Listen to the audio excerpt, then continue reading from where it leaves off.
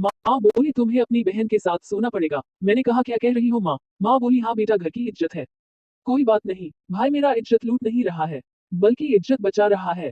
और वो तैयार हो गई। नमस्कार दोस्तों, मेरे यूट्यूब चैनल हिंदी कहानी 1987 में स्वागत है। अगर चैनल में पहली बार आए हो तो चैनल को सब्सक्राइब कर लें। दोस्तों आज मैं अपने घर की कहानी सुना रहा हूँ, क्योंकि ये बात ऐसी है कि मैं किसी को कह नहीं सकता। मेरे दिल पर एक बोझ बना हुआ है। मैं चाहता हूँ कि आज अपने दिल की बोझ को कम करूँ। मैं 20 साल का हूँ और मेरी एक बहन है सुमन, जो कि 25 साल की है और रंग गोरा, बॉडी फिट रखती है और देखने में काफी खूबसूरत है। जो भी एक बार देख लेगा वो पागल हो जाएगा। मेरे घर में मेरी मम्मी और मेरे पापा तीनों रहते हैं। सुमन दीदी की शादी हो चुकी है, वो अपने ससुराल में रहती है। मैं रांची में रहता हूँ और सुमन दीदी बोकारो में रहती है। दीदी की शादी हुए 5 साल हो चुके हैं, पर अभी तक कोई बच्चा नहीं हुआ था। पर आज मेरी माँ के कहने पर मैंने अपने दीदी को माँ बनने का ख्वाब पूरा किया है। आज मैं आपको यही कहानी बताऊंगा। आपको थोड़ा अटपटा तो लगेगा, पर ये 100% सच है। मेरा नाम रवि है। मैं अभी पढ़ाई कर रहा हूँ। घर पर पापा मम्मी है, दोनों जॉब में है। एक दिन की बात है। रात में सुमन दीदी का फोन आया। माँ छत पर जाकर करीब 1 घंटे बात की, फिर जब नीचे आई तो रोने लगी। मुझे कुछ भी समझ नहीं आ रहा था। वो पापा को कमरे में ले गई और सारी बात बताई। मुझे उस समय तक कुछ भी नहीं पता था। बस बाहर आकर मुझे बस इतना बोली कि कल तुम्हें सुमन दीदी के घर जाना है, उसको लाने के लिए। सुमन दीदी दूसरे दिन शाम को आ गई। सुमन दीदी जब कुंवारी थी, और सच पूछिए कि जब वो जवान हो रही थी, तब मुझे उनको छूने का मन करता था। मैं कई बार उनको देखा जब वो कपड़े चेंज कर रही होती थी। तब मैं किसी ना किसी बहाने कमरे में जरूर जाता जब कभी दरवाजा खुल होता था, क्योंकि मेरी दीदी बहुत ही खूबसूरत है। इतनी अच्छी है कि कोई भी आदमी देखेगा तो मेरी दीदी को पसंद करेगा। मैं भी करीब 3 साल तक उनके बारे में सोचकर मैंने एक सत बासत मारा था। मुझे उनके साथ प्यार करने का मन करता था। कई बार तो सोचा कि बोल दूं, पर मुझे बहुत डर लगता था। कहीं वो माँ को बता दे तो क्या होगा। ये अरमान तो अरमान ही रह गए थे। रात को जब वो सो जाती थी तो कभी कभी उनके छू लेता, तो कहने का मतलब है कि मैं पहले से ही अपने बहन का आशिक था। पर कुछ कर नहीं पाया था। जब 3-4 दिन हो गया तो मैंने पूछा कि माँ, दीदी को क्यों बुलाए हो, वो भी इतनी जल्दीबाजी में। तो माँ कहने लगी कि उसका तुम्हारे जीजा के साथ लड़ाई हो रही थी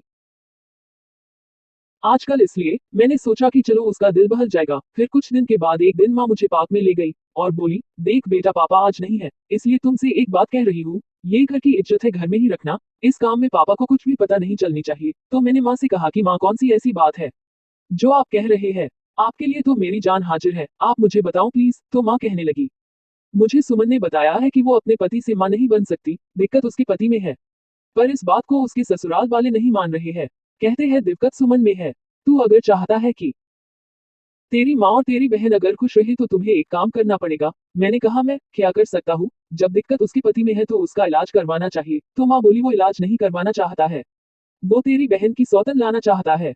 तो मैंने कहा माँ, हो सकता है दिक्कत दीदी में हो सकती है। तो माँ बोली दीदी में कोई दिक्कत नहीं है। मैंने कहा आपको कैसे पता? तो माँ बोली मुझे पता है। मैंने कहा कैसे? तो माँ बोली मैंने इसका एक बार एबॉर्शन करवा चुकी हूँ। मैंने कहा एबॉर्शन दीदी का? बोली हाँ, जब वो कुंवारी थी तभी वो ट्यूशन वाले सर से रिश्ता बना ली थी और प्रेग्नेंट हो गई थी। मैं तो सन रह गया। मैंने सोचा बताओ, जिंदगी भर में एक सत बसत कर काम चलाया और कोई मेरी बहन को प्रेग्नेंट कर दिया। माँ बोली क्या सोच रहे हो बेटा? मैंने कहा कुछ भी नहीं माँ। तो माँ बोली जिंदगी में बहुत सारे कुछ से इंसान को गुजरना पड़ता है। तो मैंने कहा तो इस बात से साफ जाहिर होता है कि जीजा जी में ही दिक्कत है।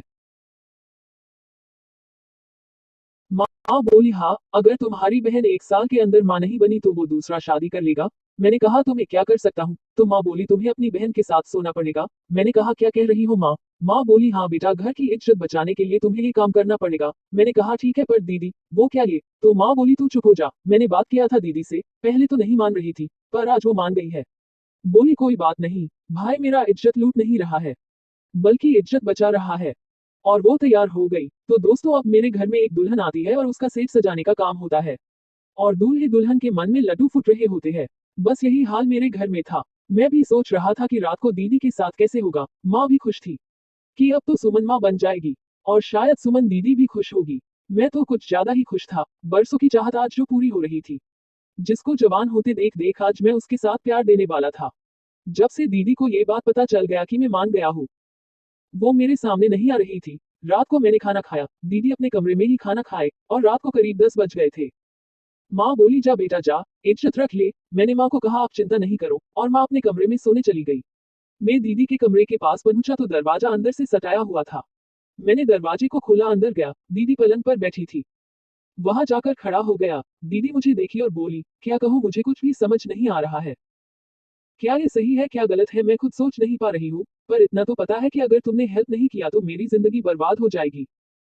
मैंने कहा, दीदी आप चिंता नहीं करो, आप खुश रहोगे। और मैं पलंग पर बैठ गया और अपना हाथ दीदी की पीठ पर रखा। वो गजब की लग रही थी। वो नजर झुका ली। मैंने उनके फेस को ऊपर उठाया। वो शांत रही और मैं भी शांत ही रहा। कुछ भी जल्दबाजी नहीं करनी थी।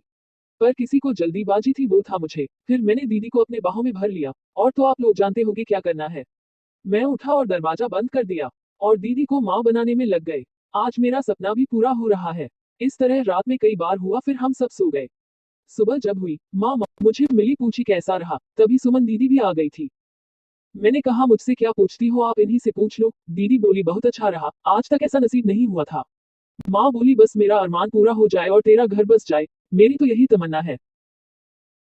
फिर क्या था दोस्तों, दीदी यहाँ 10 दिन तक रही और जितना हो सका मैंने उनके साथ प्यार किया। फिर जीजा जी आ गए दीदी को वापस ले जाने के लिए और दीदी चली गई। दीदी का फोन आया करीब 9 महीने बाद। माँ पूछी, क्या हाल है। तभी दीदी बोली, खुशखबरी है, आप नानी बनने वाले हो। फिर दीदी मुझे थैंक यू कहा। फिर दीदी ने कुछ दिन बाद एक बच्चे को जन्म दिया। आज दीदी माँ बन चुकी है और उसके ससुराल वाले खुश हैं और मेरे घर वाले भी खुश हैं। ये थी आज की छोटी सी कहानी। अगर आप लोगों को मेरी ये कहानी पसंद आए हो तो चैनल को सब्सक्राइब जरूर कर ले और बेल नोटिफिकेशन ऑन कर ले। एक प्यारा सा कमेंट करके बताएं कि आपको मेरी कहानी कैसी लगी। कल मिलेंगे एक और कहानी के साथ। धन्यवाद।